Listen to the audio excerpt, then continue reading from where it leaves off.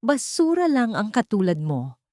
Mariing sigaw ni Doña Carmen habang isinasaboy ang mga pekeng litrato. Sa malamig na sahig, yakap ni Stella ang kanyang sinapupunan sa gitna ng ulan, habang blangko at nakatalikod ang asawang si Zapriel. Tinalikuran siya ng lalaking inalayan niya ng buhay. Pinunasan ni Stella ang luha, tumayo ng tuwid, at tahimik na sumumpa ng pagbangon. Magsisisi kaya ang bilyonaryo sa oras na malaman niya ang malagim na katotohanan? Isa kang linta na sumisipsip sa yaman ng pamilya namin.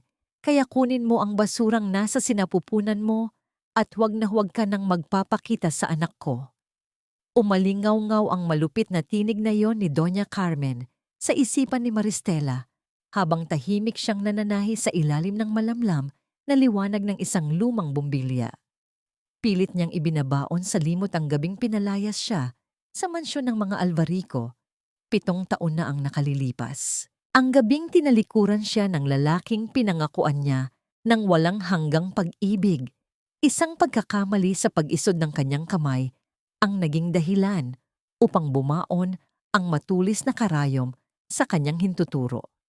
Isang patak ng malapot na dugo ang kumawala, nahulog, at unti-unting kumalat sa telang puti na kanyang binubordahan. Eksakto itong pumatak sa sinulid na hugis ng isang ama na nakatayo sa tabi ng isang batang babae. Parang sinakal ang kanyang lalamunan ng isang hindi nakikitang kamay. Namamanhid ang kanyang mga braso at binti habang nakatitig sa mantsa ng dugo na sumira sa perpektong larawan ng isang pamilya na kailanman ay hindi naranasan ng kanyang anak na si Zia. Napahigpit ang hawak niya sa tela hanggang sa mamuti ang kanyang mga buko. Pilit pinipigilan ng pag-apaw ng luhang matagal na niyang tinuyo. Hanggang kailan niya kailangang pagbayaran ng isang kasalanang hindi naman niya ginawa? At hanggang kailan magdurusa ang kanyang anak sa kawalan ng isang amang pinili ang yaman kaysa sa kanyang sariling dugo? Ang kanyang malalim na pagmumuni-muni ay tuluyang nabasag nang maramdaman niya ang malakas at nakakayanig na pag-uga ng paligid mula sa labas ng kanilang maliit na eskinita.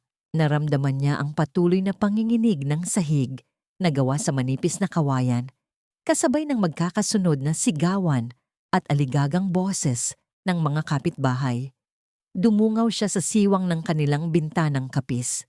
Sa labas, nagkakagulo ang mga tao, nagtuturuan at nagbubulungan habang nakatingin sa mahabang pila ng mga makikintab at itim na sasakyan na pilit sumisiksik sa makipot at maputik na kalsada ng kanilang mahirap na komunidad.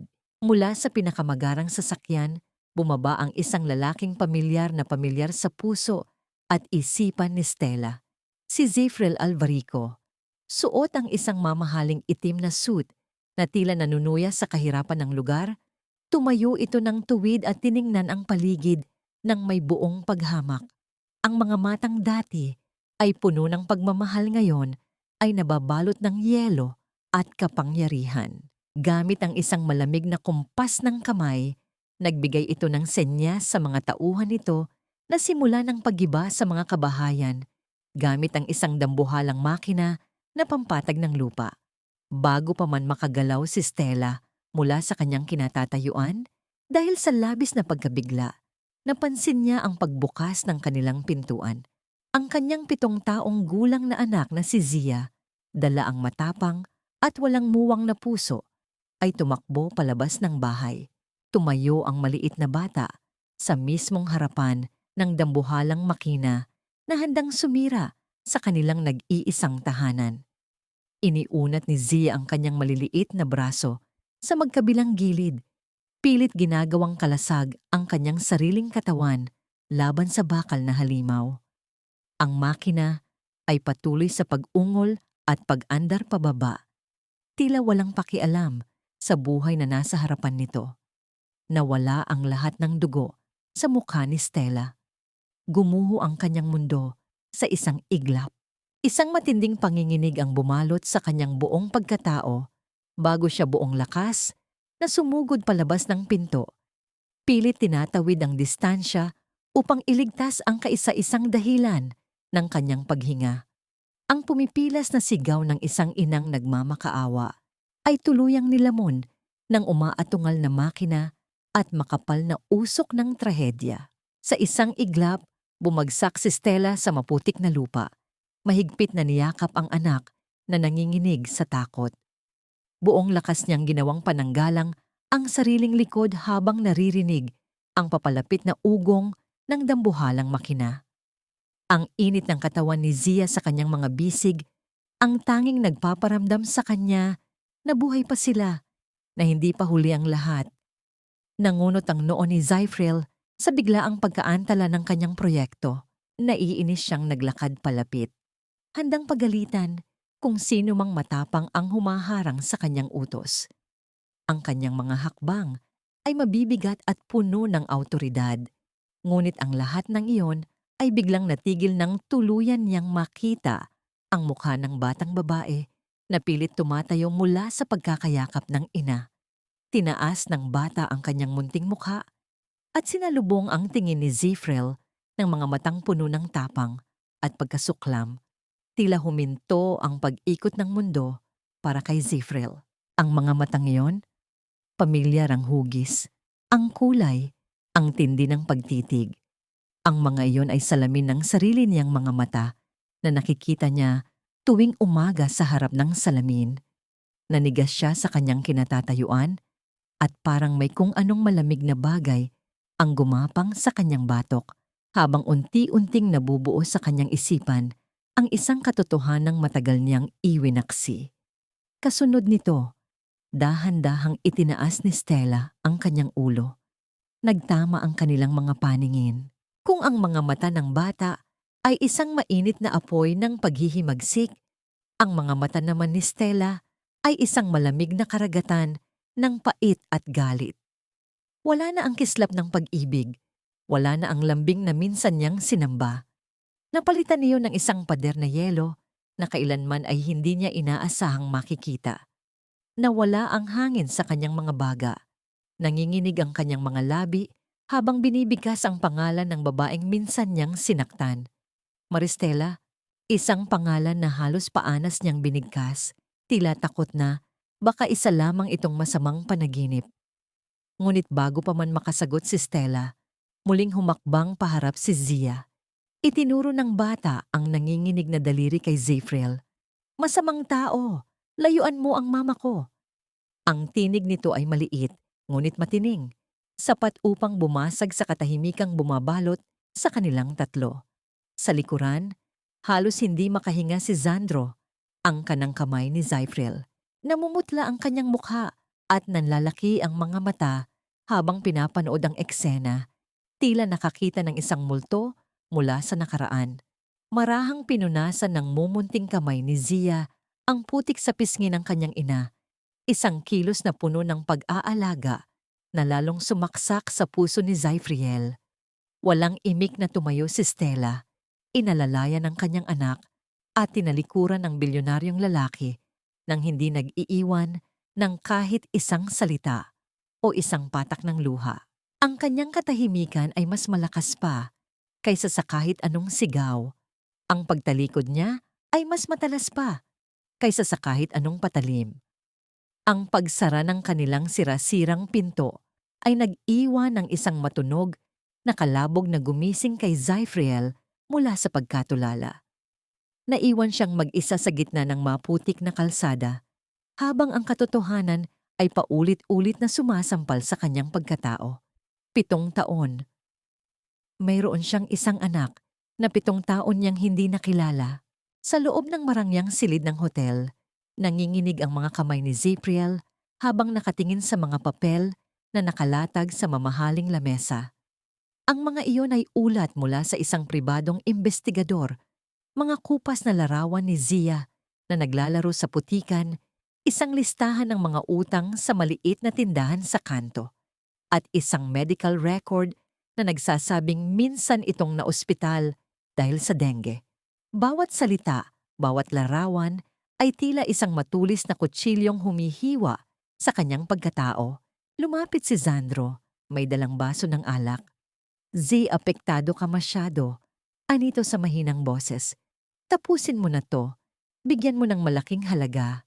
Sapat na para makapagsimula sila sa ibang lugar, malayo sa'yo, malayo sa gulo. Pera lang ang katapat niyan. Ang mga salita ni Zandro ay tila isang lason na dahan-dahang kumalat sa isipan ni Zifriel. Tama siya. Pera. Iyon ang solusyon sa lahat ng bagay sa kanyang mundo. Sa ilalim ng rumaragasang ulan, ipinarada ni Zifriel ang kanyang sasakyan sa bungad ng eskinita. Hawak niya ang isang blangkong tseke, isang pirasong papel na kayang bumili ng halos lahat ng bagay sa mundo. Nag-aalangan siyang bumaba. Ang bawat hakbang sa putik ay tila mas mabigat kaysa sa dati. Huminto siya sa harap ng pinto na minsan na niyang tinalikuran at kumatok. Nang bumukas ang pinto, sinalubong siya ng mga matang walang emosyon ni Stella. Tumingin ito sa tsekeng hawak niya at isang mapanuyang ngiti ang dahan-dahang gumuhit sa mga labi nito. Stella, please. I'm sorry, nauutal na sabi ni Zypriel. Sinubukan niyang iabot ang tseke. Hayaan mo akong bumawi. Ito ang responsibilidad ko. Hindi nagsalita si Stella. Sa halip, sa isang mabilis na kilos, marahas niyang iwinasiwas ang kamay ni Zifriel, dahilan upang lumipad ang tseke at bumagsak sa kanyang mukha bago tuluyang mahulog sa basang lupa. Responsibilidad? Ang bawat salita niya ay puno ng kamandag. Nasaan ang responsibilidad mo noong 7 taon kaming nabuhay sa hirap? Nasaan ka noong nagkasakit ang anak mo at halos mamatay? Ngayon, sa tingin mo, mabibili ng papel na iyan ang dignidad na natitira sa amin? Kasabay ng kanyang mga salita, isang matangkad na lalaki ang lumabas mula sa likuran ni Stella. Siya ay si Attorney Zymiel Rojas, ang abogadong tumutulong sa kanya. Dahan-dahan itong ipinatong ang isang alampay sa mga balikat ni Stella, isang kilos na puno ng pag-aalaga bago humarap kay Zifriel. Ginoo, sa tingin ko ay mas makabubuting umalis ka na. Napatulala si Zifriel. Bago pa siya makakilos, yumuko si Stella. Pinulot ang isang basang pera na nakapatong sa ibabaw ng kanyang sirang tsinelas. Dahan-dahan siyang lumapit kay Zifriel at maingat na isinilid ang pera sa bulsa ng mamahaling Amerikana nito. Hinaplos pa niya ito ng bahagya. Barya lang sa amin ang awa mo. Tinalikuran ni Zifriel ang bahay na yon. Ang kanyang puso ay pinipiga ng matinding kahihiyan at isang bagong damdamin, selos. Habang naglalakad siya pabalik sa kanyang sasakyan, basang-basa sa ulan, isang matinis na tunog ang pumunit sa katahimikan ng gabi. Nagmumula sa kanyang bulsa. Kinuha niya ang kanyang telepono. Sa kumikinang na screen, nabasa niya ang pangalan na nagpatigil sa kanyang paghinga. Doña Carmen. Kinabukasan, ang sinag ng araw ay tila isang mapanuring mata na tumatagos sa bawat sulok ng kanilang maliit na komunidad. Sa tabi ng poso, kung saan naglalaba ang mga kababaihan, ang usapan ay mas maingay pa kaysa sa lagaslas ng tubig. Nakita niyo ba kahapon? Binalikan na ng mayamang asawa, sabi ni Aling Nena habang buong diin na ipinipiga ang isang damit. Asawa ba talaga? Baka naman kulasisi lang? Segunda ni Marites, may kasamang mapanuyang tawa. Tingnan niyo nga yang si Stella, nagpapakaawa effect para siguro makakubra ulit. Akala mo santa-santita, ang landi rin pala. Sa isang sulok, nakayuko si Stella habang kinukusot ang mga damit ni Zia. Bawat salitang naririnig niya ay tila maliliit na karayom na tumutusok sa kanyang puso. Namumula na ang kanyang mga kamay sa tindi ng pagkukusot, ngunit mas masakit pa rin ang habdi na dulot ng mga salitang ibinabato sa kanya. Pilit niyang isinasara ang kanyang pandinig, pilit na nagbubulag-bulagan sa mga mapanghusgang tingin. Hindi na nakatiis si Zia. Ang batang puso nito ay napuno ng galit. Kumuha ito ng isang tabo, isinawsaw sa timba, at sa isang mabilis na kilos, iwinisik ang malamig na tubig sa grupo ng mga nag-uusap na babae. "Huwag niyong awayin ang mama ko," sigaw ng bata Ang kanyang maliit na tinig ay nanginginig sa galit. Nabigla ang lahat. Ngunit bago pa man makaganti ang mga babae, mabilis na hinila ni Stella ang kanyang anak. Zia, ano ka ba? Bulong niya. May halong takot at pag-aalala. Niyakap niya ang anak at humarap sa mga kapitbahay. Naku, pasensya na po kayo. Pasensya na po. Habang siya ay nakayuko, pilit tinatakpan ng kanyang mga palad na puno ng bula ang mga tainga ni Zia upang hindi na nito marinig pa ang mga susunod na sasabihin nila. Ito ang kanyang munting paraan upang protektahan ng anak mula sa lason ng mundo. Ngunit ang lahat ng ingay at gulo ay biglang naputol. Ang tahimik na umaga ay binasag ng ugong ng isang makapangyarihang makina ng sasakyan na huminto mismo sa bungad ng kanilang eskinita. Isang makintab na itim na Mercedes-Benz ang lumitaw, tila isang itim na hiyas sa gitna ng putikan. Bumukas ang pinto at mula rito ay lumabas ang isang babaeng nakasuot ng eleganteng damit at madilim na salamin. Ang kanyang mamahaling sapatos ay marahang tumapak sa putik at ang kanyang mukha ay hindi maipinta sa tindi ng pandidiri. Siya si Doña Carmen Alvarico. Naglakad siya ng dahan-dahan. Ang bawat hakbang ay puno ng kapangyarihan na nagpatahimik sa buong paligid. Huminto siya sa mismong harapan ni Stella na nanatiling nakayuko habang yakap-yakap ang nanginginig na si Zia. Itinaas ni Doña Carmen ang isang panyong sutla at itinakip sa kanyang ilong na para bang ang amoy ng kahirapan ay isang nakamamatay na sakit. Ang kanyang malamig na tinig ay pumunit sa katahimikan, matalas at walang anumang emosyon. Magkano ang bata? Ang bawat salita ni Doña Carmen ay tila isang malamig na patalim na dahan-dahang humihiwa sa dangal ni Maristela habang nakatayo sila sa gitna ng maliit at maputik na bakuran. Marahas na inilapag ng matandang babae ang isang makapal na sobre sa ibabaw ng lumang lamesang kahoy na tila ba diring-diri siyang madampian ito. Sa loob niyon ay isang kasunduan na punong-puno ng mga legal na salitang ang tanging layunin ay burahin ang karapatan ni Stella bilang isang ina. Huwag kang maging makasarili, Maristela, simula ni Doña Carmen. Ang kanyang tinig ay puno ng mapagkunwaring pag-aalala. Look around you. Balak mo bang palakihin ang apo ko sa dumi at gutom? Pinapatay mo ang kinabukasan ng bata dahil sa pride mo.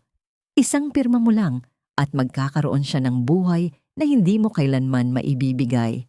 In short, I am giving her a future, something you are incapable of doing. Nanginginig ang buong pagkatao ni Stella. Ang kanyang puso ay tumitibok ng mabilis na tila ba gustong kumawala sa kanyang dibdib sa tindi ng insultong natatanggap. Tumingin siya sa papel. Pagkatapos ay kay Doña Carmen na nakangisi ng mapanuri. Sa isang biglaang bugso ng tapang na nagmula sa kanyang pagmamahal kay Zia, hinawakan ni Stella ang dokumento at buong lakas itong pinunit sa harap mismo ng matandang babae. Ang mga piraso ng papel ay nagliparan sa hangin bago tuluyang bumagsak sa putikan, tila mga puting talulot ng bulaklak na nayurakan. Eksakto namang dumating si Zifril.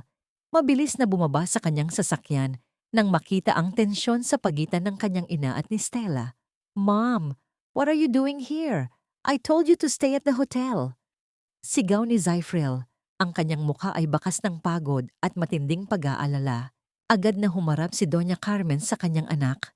Ang kanyang mga mata ay nag-aapoy sa galit. I am doing your job, Zifriel. Hindi mo ba nakikita? Ginigising ko lang ang babaeng ito sa katotohanan.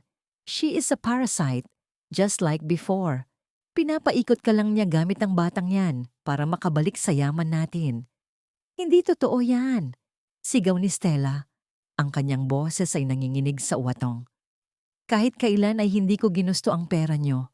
Ang gusto ko lang ay ang katahimikan naming mag-ina. Sa gitna ng sigawan, muling lumabas si Attorney Zamiel Rojas mula sa loob ng bahay. Tumayo siya sa tabi ni Stella.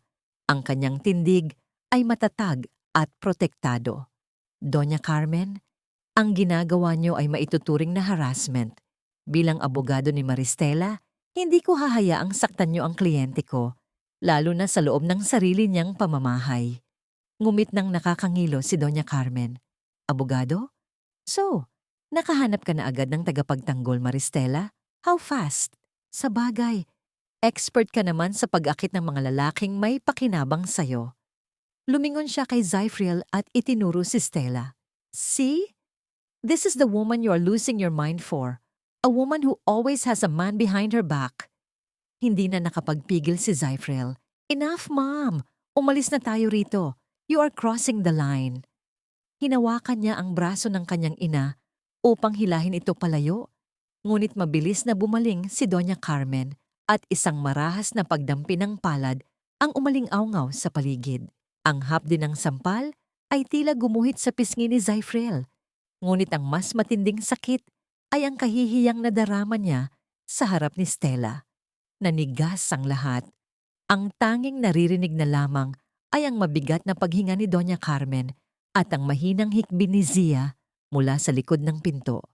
Tumingin ang matanda sa kanyang anak nang may halong pagkamuhi at banta.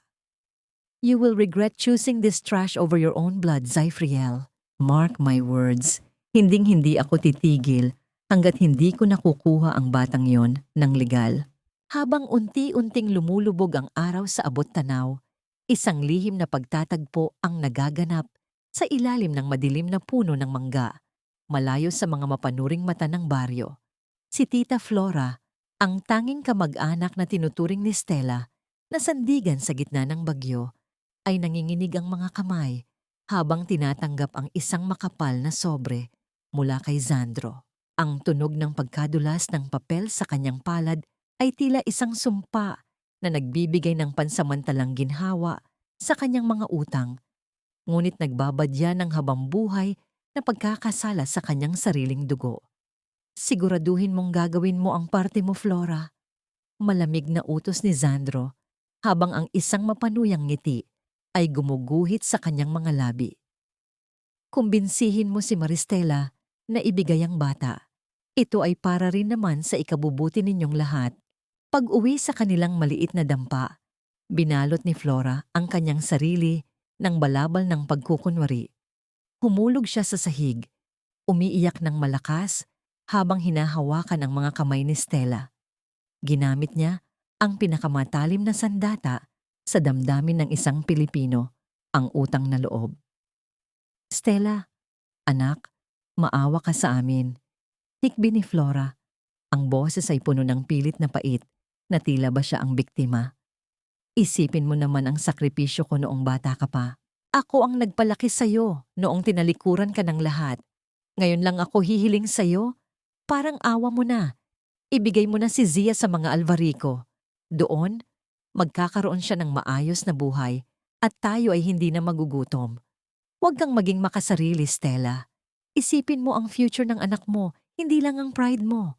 Sa labas ng bintana, ang mga boses ng mga kapitbahay ay tila mga bubuyog na nagdadala ng kamandag. Ang kanilang mga bulong ay sapat ang lakas upang marinig sa loob.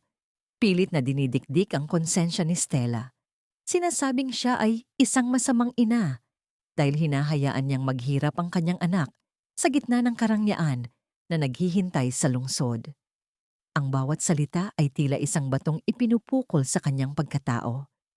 Sa isang madilim na sulok ng bahay, nakaupo si Zia habang yakap-yakap ang kanyang luma at kupas na manika. Ang kanyang maliliit na balikat ay nanginginig sa bawat pigil na hikbi. Narinig niya ang lahat.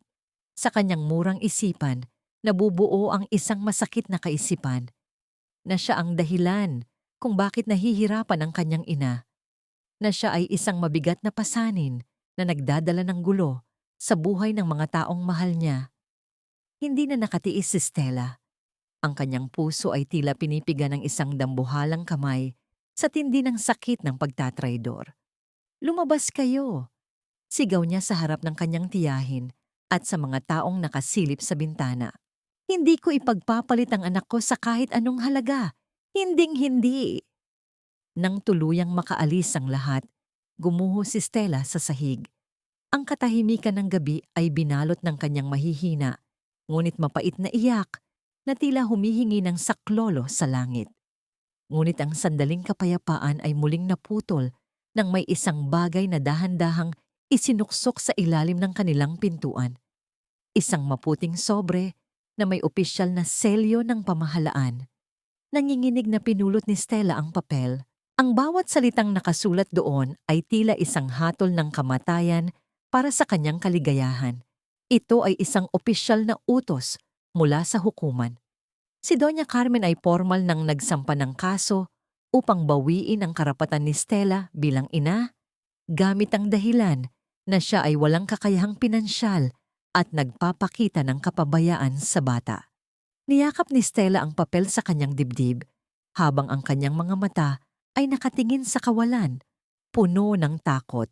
Paano niya lalabanan ang isang higante kung ang lahat ng kanyang sandigan ay unti-unti nang bumibitaw at bumabaligtad sa kanya? Sa gitna ng nakabibinging katahimikan ng kanyang silid sa hotel, tila naririnig ni Zyfriel ang bawat mabilis na tibok ng kanyang puso na parang isang tambol na nagbabanta ng panganib. Ang kanyang mga mata ay naniningkit habang nakatitig sa screen ng kanyang laptop. Hindi siya mapakali. Ang mga kilos ng kanyang ina at ni Sandro sa mga nagdaang araw ay nagtanim ng isang buto ng pagdududa na ngayon ay mabilis na nag-uugat at tila sumasakal sa kanyang kakayahang magtiwala. Dahan-dahan niyang nirepaso ang mga lumang email, mga file na 7 taon na niyang hindi binubuksan dahil sa labis na sakit at galit. Ngunit ngayon, sa tulong ng kanyang kaalaman sa teknolohiya, hinukay niya ang katotohanang matagal nang nakabaon sa ilalim ng mga kasinungalingan. Nakita niya ang isang nakatagong folder ng mga transaksyon, mga padala ng pera mula sa isang lihim na account ni Doña Carmen patungo sa lalaking naging mitsa ng kanilang paghihiwalay ni Stella. Nakita rin niya ang mga orihinal na larawan bago ito niretoke upang magmukhang masama ang kanyang asawa. Tila gumuho ang buong kisame sa ibabaw ni Zyfriel. Ang kanyang paghinga ay naging mababaw at mabilis, habang ang isang matinding panginginig ay bumabalot sa kanyang mga daliri na nakahawak sa mouse ng computer. Ang bawat katotohanang lumalabas sa screen ay tila isang malakas na sampal na nagpapatunay na siya ay naging isang malaking tanga. Isang gunggong na pinaniwalaan ng sining ng panlilinlang kaysa sa katapatan ng babaeng inialay ang buong buhay sa kanya. Sa bugso ng matinding puot at pagsisisi, humampas ang kanyang kamao sa malaking salamin ng banyo. Ang pagkadurog ng kristal ay hindi nagdulot ng ingay na kasing lakas ng sigaw ng kanyang konsensya na ngayoy bumabangon mula sa mahimbing na pagkakaidlip. Nagkalat ang mga pira-pirasong bubog sa sahig, gaya ng kanyang buhay na ngayoy watak-watak na. Hindi niya alintana ang dugo na nagsimulang dumaloy mula sa mga sugat sa kanyang kamay dahil mas matindi ang hapdi ng sugat sa kanyang kaluluwa. Biglang bumukas ang pintuan ng silid. Pumasok si Doña Carmen. Ang kanyang mukha ay kasing tigas ng semento at ang tindig ay puno ng kapalaluan. Tumingin siya sa mga bubog sa sahig, pagkatapos ay sa screen ng laptop, at sa huli ay sa kanyang anak na ngayoy luhaan at puno ng galit. Walang bakas ng anumang pagsisisi sa kanyang mga mata. "Why did you do it, Mom?"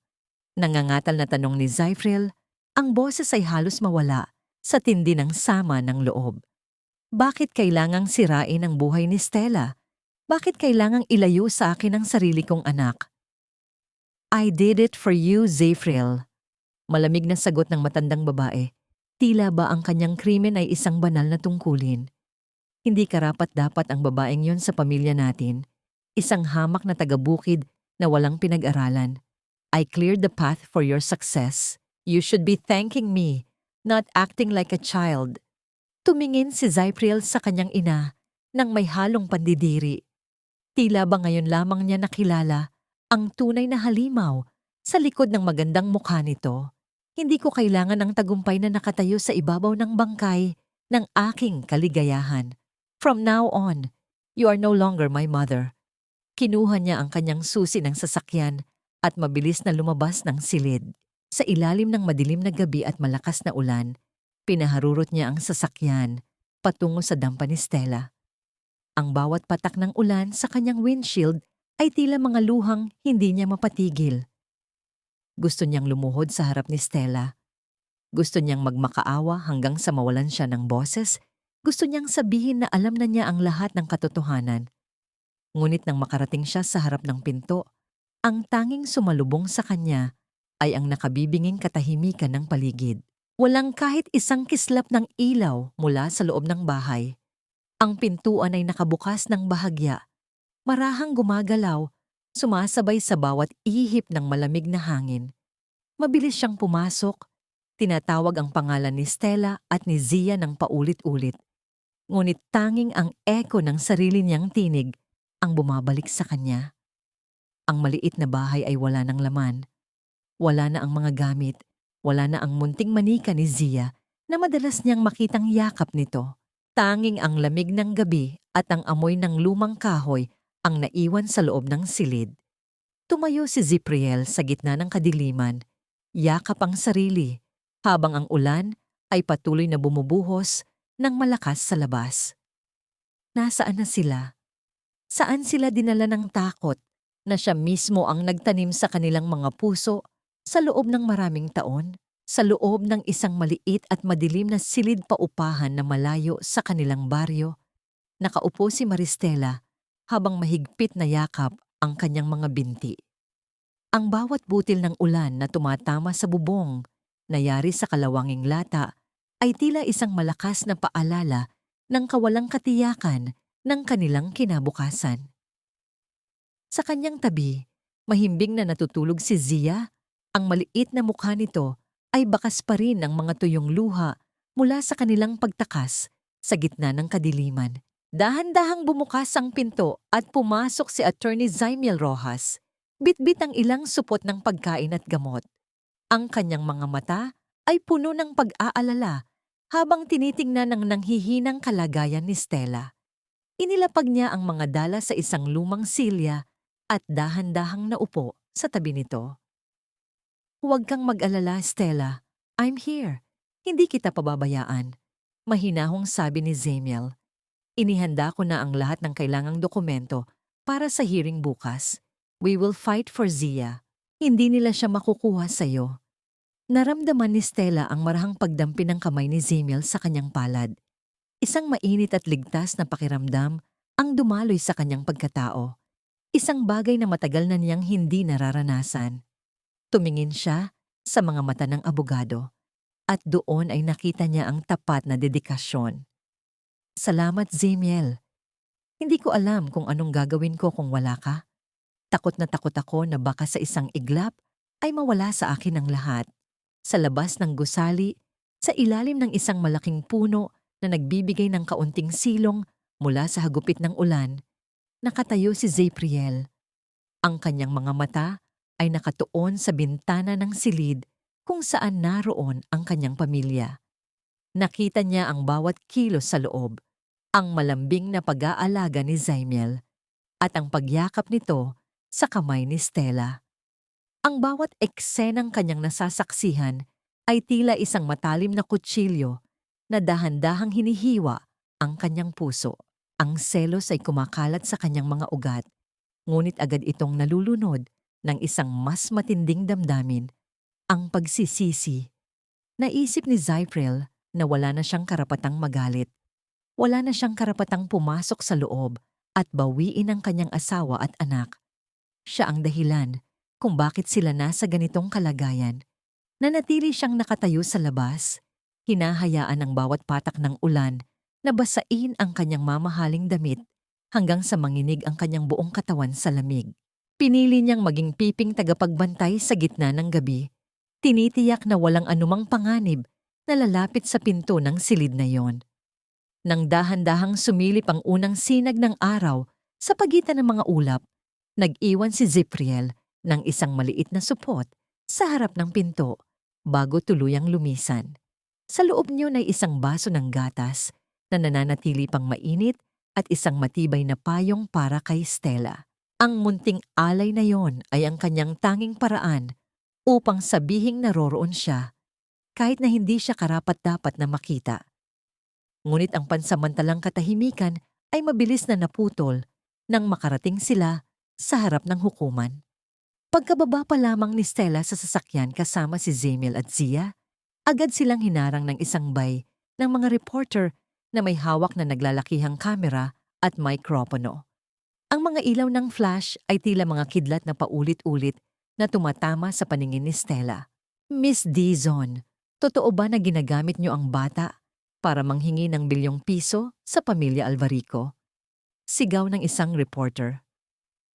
Sinasabing may iba ka raw lalaki, habang asawa mo pa si Mr. Alvarico?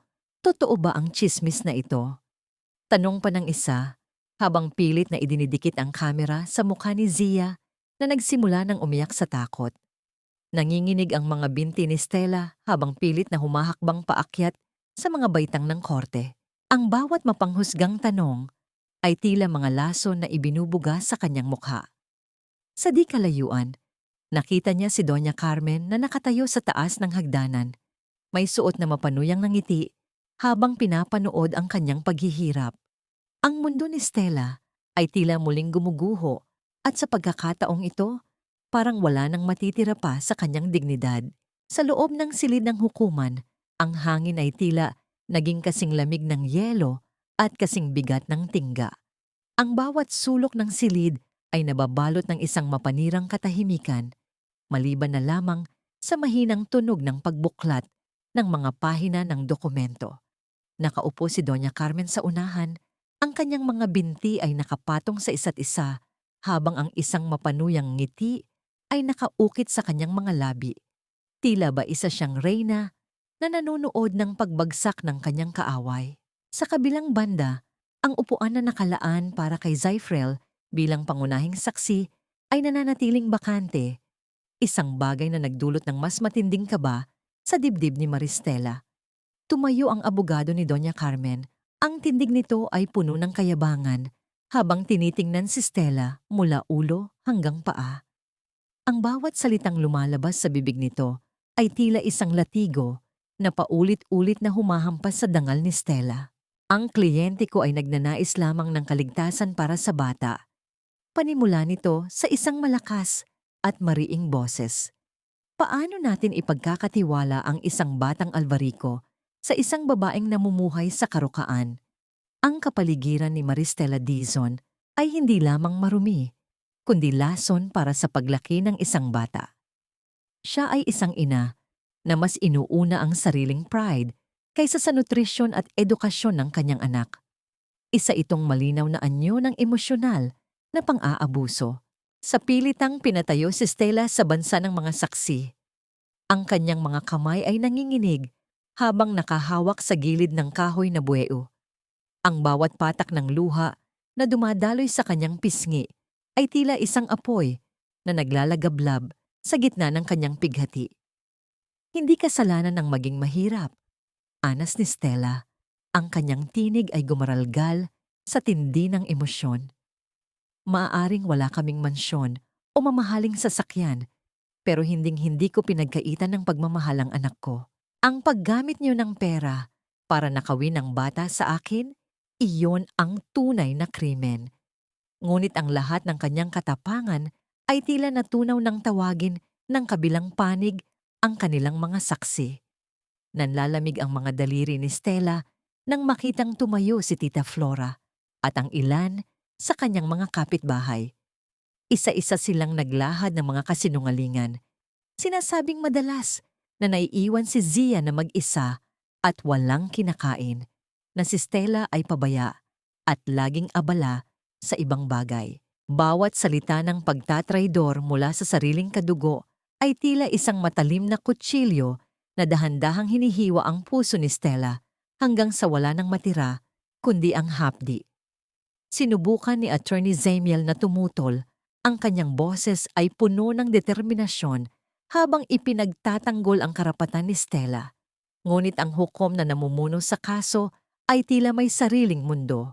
Sa bawat pagpuna ni Zamiel, ang martilyo ng hukom ay marahas na bumabagsak sa lamesa, bilang tanda ng pagbasura sa kanyang mga katwiran.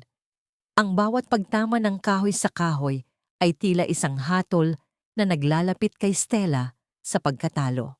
Tumingin si Stella sa likuran ng silid kung saan nakaupo si Zia. Ang bata ay tahimik na humihikbi. Ang maliliit na kamay ay nakatakip sa kanyang mga mata upang hindi na makita pa ang paghihirap ng kanyang ina. Sa sandaling iyon, naramdaman ni Stella na ang langit ay tuluyan ng nagsara para sa kanya. Ang lahat ng kanyang ipinaglaban sa loob ng 7 taon ay tila mawawala na lamang sa loob ng 1 oras. Dahan-dahang itinaas ng hukom ang kanyang kamay. Hawak ang martilyo na magtatapos sa lahat ng paghihirap o magsisimula ng isang bagong impyerno para kay Stella. Dahil sa mga nakuhang testimonya at ebidensya ng kawalan ng kakayahan ng ina, panimula ng hukom sa isang malamig na tono. Ngunit bago pa man nito tuluyang maibaba ang martilyo upang ideklara ang hatol, ang mabigat na pintuang kahoy sa dulo ng silid ay marahas na bumukas. Ang bawat mata sa loob ng hukuman ay lumingon sa pintuan. Naroon si Zypriel. Ang kanyang buong katawan ay basang-basa ng ulan at ang kanyang damit ay gusot-gusot. Ngunit sa likod ng kanyang pagod na hitsura ay ang isang pares ng matang nag-aapoy sa paninindigan. Hawak niya ang isang makapal na asul na folder na tila ba ito ang pinakamahalagang kayamanan sa mundo. "Tumigil kayo!" Sigaw ni Zypriel. Ang kanyang boses ay umalingaw-ngaw sa bawat sulok ng silid. Sapat upang magpatigil sa paghinga ni Doña Carmen. Mayroon akong ebidensya na magpapatunay kung sino ang tunay na kriminal sa silid na ito. Ang bawat hakbang ni Zypriel patungo sa bansa ng mga saksi ay tila isang paglakad sa gitna ng nagbabagang uling. Ang kanyang mga mata, na dati ay puno ng kislap ng kapangyarihan, ngayon ay nababalot ng isang mapait na determinasyon. Hindi niya nilingon ang kanyang ina, na ngayoy dahan-dahang tumatayo. Ang mukha ay namumula sa tindi ng galit at takot. "Zypriel!" Mariing tawag ni Doña Carmen. Ang kanyang boses ay nanginginig, ngunit puno pa rin ng banta.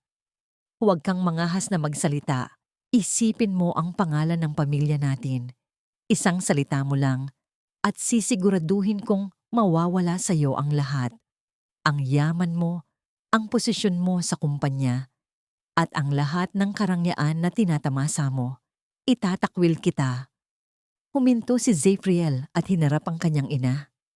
Ang isang mapait na ngiti ay dahan-dahang gumuhit sa kanyang mga labi habang ang mga luha ay nagbabadyang pumatak mula sa kanyang mga mata.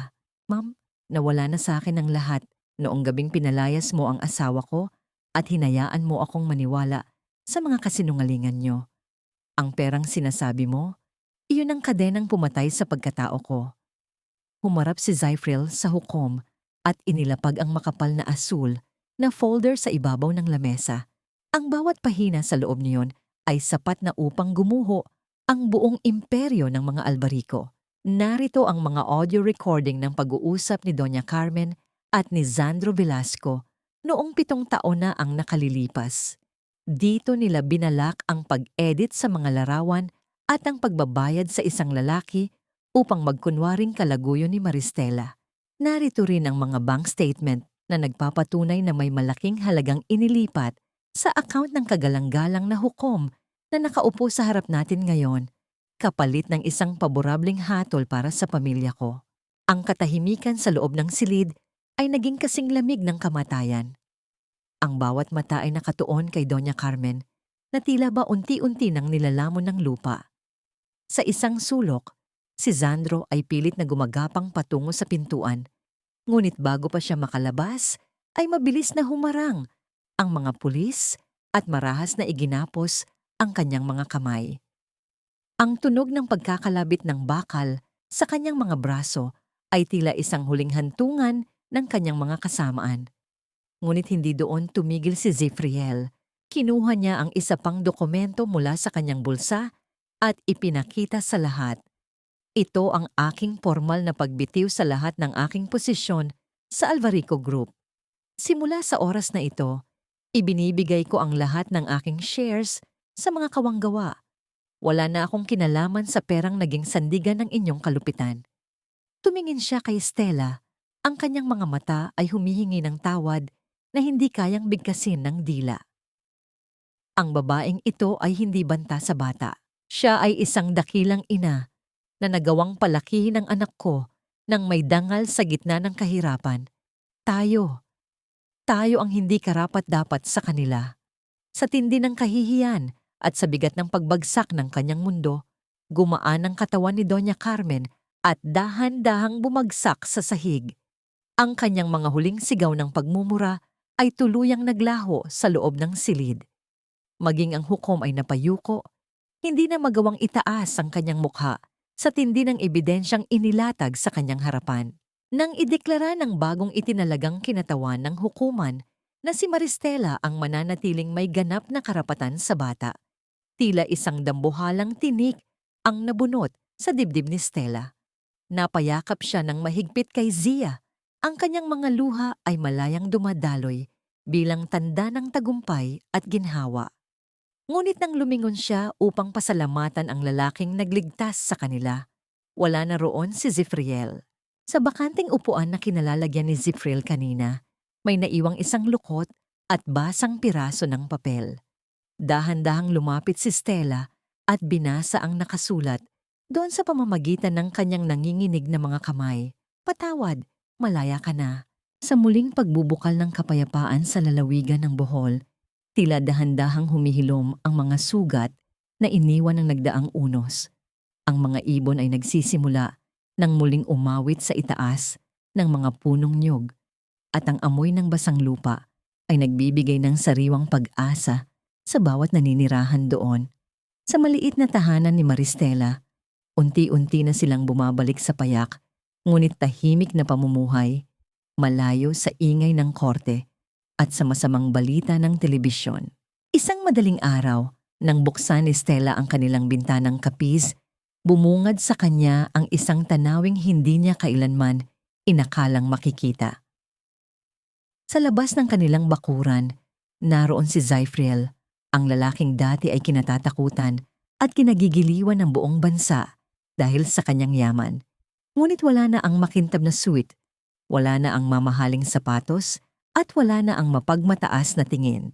Nakasuot siya ng isang kupas at butas-butas na puting sando. Ang kanyang balat ay nasunog na ng sikat ng araw at ang kanyang mga braso ay dumi-dumi sa semento at alikabok.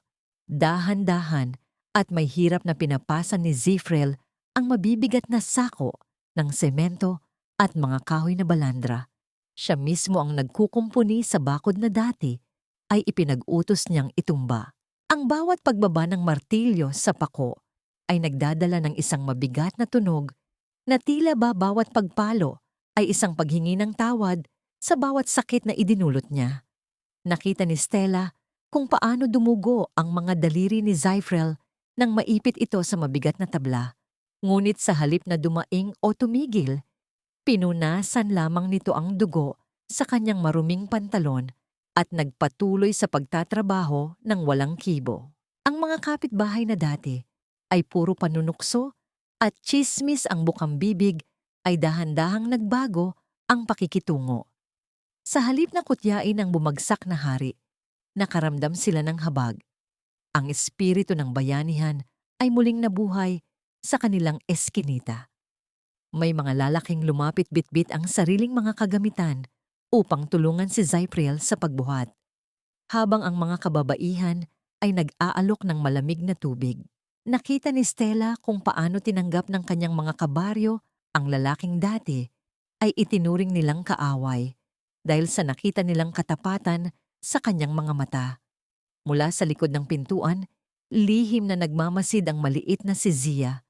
Hawak ang kanyang lumang manika, pinapanood niya ang asungot na bilyonaryo na ngayon ay tila isang ordinaryong manggagawa na lamang.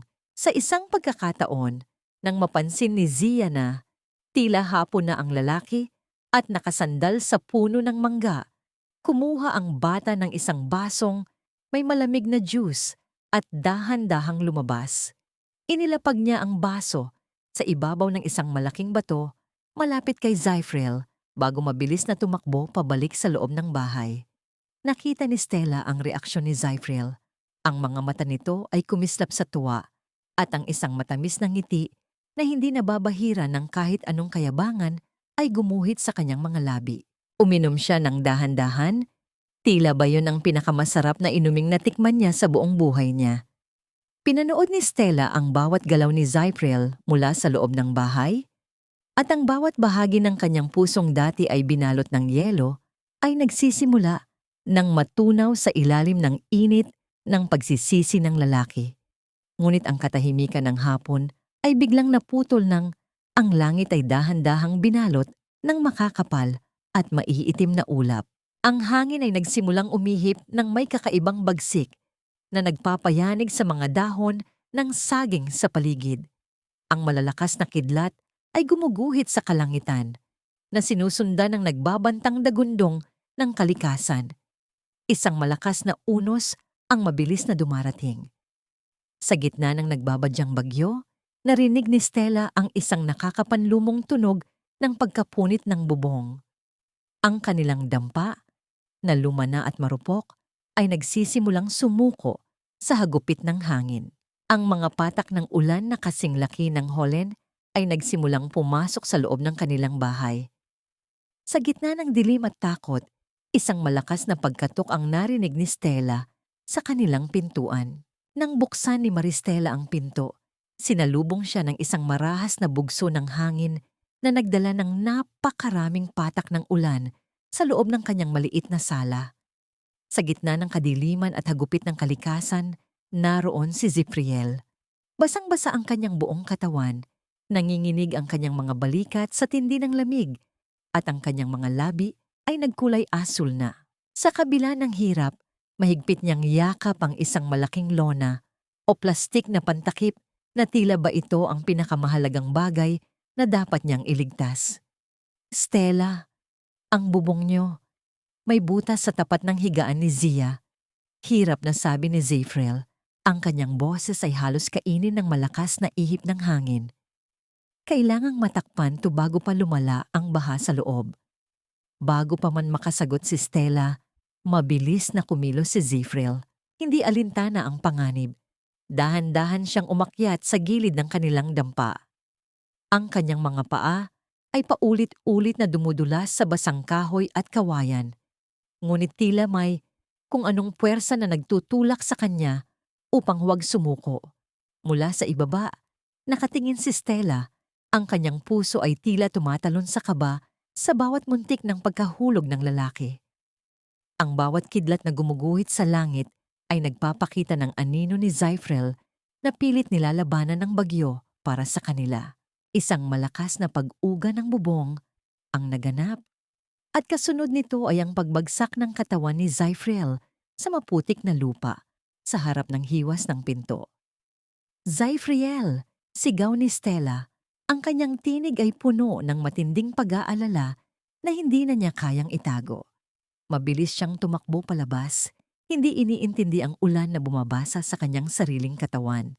Nadatnan niya si Zyfriel na nakalubog sa putik. Iniinda ang sakit ng pagbagsak, ngunit nakatingin pa rin sa itaas ng bubong, na ngayon ay maayos na ang pagkakalona. Ngumiti siya ng bahagya kay Stella, kahit na ang kanyang mga mata ay pikit sa hapdi. Hindi na mababasa ang anak natin, Stella. Ligtas na siya sa loob. Dito na tuluyang bumigay ang matitigas na pader sa puso ni Stella. Ang lahat ng galit, ang lahat ng pait na iningatan niya sa loob ng 7 taon ay tila inanod ng ulan sa isang saglit. Hinawakan niya ang mukha ni Zyfriel. Ang kanyang mga luha ay humahalo sa malamig na tubig ng ulan. Bakit mo ba ginagawa ito? Bakit mo kailangang magpakahirap ng ganito? Inalalayan ni Stella si Zyfriel na makatayo at pumasok sa loob ng bahay. Sa gitna ng madilim na silid na tanging munting gasera lamang ang nagbibigay ng liwanag, kumuha si Stella ng isang tuyo at malambot na tuwalya. Dahan-dahan niyang pinunasan ang mukha at basang buhok ni Zyfriel. Ang bawat dampi ng tela ay puno ng pag-iingat. Tila ba natatakot siyang mabasag ang lalaking nasa harap niya. Ang katahimikan sa loob ng bahay ay nababalot ng isang kakaibang init sa gitna ng malamig na gabi. Nagtama ang kanilang mga paningin at sa ilalim ng malambot na liwanag, nakita nila ang pag-ibig na akala nila ay matagal na ring namatay. Dahan-dahang isinandal ni Zephyr ang kanyang ulo sa balikat ni Stella. Ang kanyang mga hikbi ay marahang kumawala. I'm so sorry, Stella. Sorry sa lahat ng pagkakamali ko. I don't deserve you. But please let me stay. Let me be the father I should have been. Inakap siya ni Stella ng mahigpit. Ang kanyang kamay ay marahang humahaplos sa likod ni Zephyr. Shh! Tama na. Nandito na tayo. Tapos na ang bagyo. Sa sandaling iyon, bumukas ang pintuan ng silid-tulugan. Lumabas ang maliit na si Zia. Kinukuskos ang kanyang mga mata dahil sa pagkagising. Tumingin siya sa kanyang ina. Pagkatapos ay sa lalaking basang-basa na nakayakap dito. Sa halip na matakot, isang matamis at tapat na ngiti ang sumilay sa mukha ng bata. Dahan-dahan itong lumapit at yumakap sa binti ni Zephyr. Papa. Ang maliit na tinig ni Zia ay umalingaw-ngaw sa buong silid. Mas malakas at mas makapangyarihan kaysa sa kahit anong dagundong ng kulog sa labas. Napatigil ang mundo para kay Zephyr. Binuhat niya ang anak at niyakap ito ng napakahigpit habang ang kanyang mga luha ay patuloy na dumadaloy. Sa unang pagkakataon sa loob ng maraming taon, naramdaman ni Zephyr na siya ay buo na muli. Ang bawat sugat ay nagsimula ng maghilom at ang bawat pagkakamali ay nahanap ang daan patungo sa kapatawaran. Habang ang bagyo sa labas ay dahan-dahang humuhupa, ang tatlo sa kanila ay nanatiling magkayakap sa gitna ng silid. Ang unang sinag ng bukang liwayway ay nagsisimula ng sumilip sa pagitan ng mga ulap. Nagbababadya ng isang bagong umaga na puno ng pag-asa at pagmamahal na muling nabuo mula sa mga abo ng nakaraan. Isang taon na ang lumipas mula nang dumaan ang pinakamalakas na unos sa buhay ni Maristela. Ngunit ang sikat ng araw sa lalawigan ng Bohol ay tila mas maliwanag at mas mainit na ngayon kaysa sa anumang alaala ng kahapon. Ang bawat hampas ng alon sa pampang ay hindi na nagdadala ng pangamba, kundi isang himig ng kapayapaan na dahan-dahang humahaplos sa mga pusong dati ay sugatan. Malayo sa marangya at maingay na lungsod ng Maynila, sa isang tahimik na sulok ng isang nursing home na pinapatakbo ng mga madre, nakaupo si Doña Carmen sa isang lumang silya. Ang kanyang mga mata ay nakatitig sa kawalan, tila ba may hinahanap na kayamanang hindi na niya kailanman matatagpuan. Wala na ang kanyang mga alahas, wala na ang mga taong sumasamba sa kanyang kapangyarihan. Ang bawat dumaang araw ay puno ng kalungkutan at pag-iisa, habang ang tanging kasama niya ay ang mga anino ng kanyang sariling kalupitan. Si Sandro naman ay nananatili sa likod ng rehas, binibilang ang bawat segundo ng kanyang buhay sa loob ng malamig na selda. Nagbabayad sa bawat kasinungalingang itinanim niya sa buhay ng iba. Ang hustisya ay dahan-dahang naisagawa, hindi sa pamamagitan ng dahas, kundi sa pamamagitan ng katotohanang kailanman ay hindi kayang ibaon ng pera. Sa isang maliit na paggawaan ng meble sa tabing dagat, abala si Zephyr sa pag-aayos ng isang lamesang gawa sa matibay na nara. Ang kanyang mga kamay ay puno ng kalyo at bakas ng pawis, ngunit ang bawat galaw niya ay puno ng sigla at dedikasyon. Hindi na siya ang haring nakaupo sa trono ng bilyong piso. Siya na ngayon ay isang simpleng lalaking natutong bumuo ng buhay gamit ang sarili niyang mga palad. Ang amoy ng sariwang tabla at ang tunog ng pag-isod ng katam sa ibabaw ng kahoy ay nagbibigay sa kanya ng isang uri ng ligaya na hindi kailanman naibigay ng kanyang dating kumpanya. Papa, look at this. Ang ganda ng ginawa kong bulaklak. Sigaw ng maliit na si Zia habang tumatakbo patungo sa kanya. Bitbit ang isang piraso ng kahoy na pinilit niyang ukitan ng disenyo. Binuhat ni Zephyr ang kanyang anak at iginawad ang isang matamis na halik sa noo nito. Ang bawat tawa ni Zia ay tila isang gamot na tuluyang nagpahilom sa bawat bahagi ng kanyang kaluluwa. Tumingin si Zipriel kay Maristela na noon ay nag-aayos ng kanilang hapunan sa ilalim ng puno ng niyog. Ang bawat sulyap nila sa isa't isa ay puno ng pag-unawa, isang uri ng pagmamahal na hindi na kailangan pang dumaan sa mabulaklak na salita. Dahan-dahang lumapit si Zipriel kay Stella at marahang hinawakan ang kamay nito habang pinapanood nila ang unti-unting paglubog ng araw sa abot tanaw.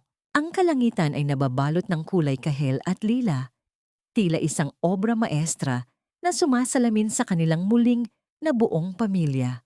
Isinandal ni Stella ang kanyang ulo sa balikat ni Zipriel. Damang-dama ang init ng katawan ng lalaking natutong magpakumbaba para sa pag-ibig. Wala ng takot, wala ng pait, tanging ang malalim na pagtitiwala na sila ay ligtas na sa piling ng isa't isa. Sa kanyang huling pagmumuni-muni, napagtanto ni Maristela ang isang mahalagang aral na baon niya sa kanyang pagtanda. Ang pagpapatawad ay hindi nangangahulugang paglimot sa sakit na idinulot ng nakaraan, kundi ang pagpili na huwag hayaang lasunin ng sakit na yon ang iyong hinaharap. Ang tunay na kayamanan ay hindi nasusukat sa dami ng ginto sa iyong bulsa, kundi sa dami ng pag-ibig at kapayapaan na mayroon ka sa loob ng iyong tahanan. Ang bawat sugat ay maaaring maging peklat, ngunit ang peklat na yon ay isang tanda ng iyong katatagan at ang kakayahan ng puso na muling tumibok ng may pag-asa. Habang ang gabi ay dahan-dahang bumabalot sa buong lalawigan, ang tatlo sa kanila ay nanatiling nakatayo sa dalampasigan, magkahawak kamay habang hinaharap ang isang bagong bukas. Ang bagyo ay tuluyan ng lumipas at ang natitira na lamang ay ang malalim at payapang dagat ng kanilang bagong simula.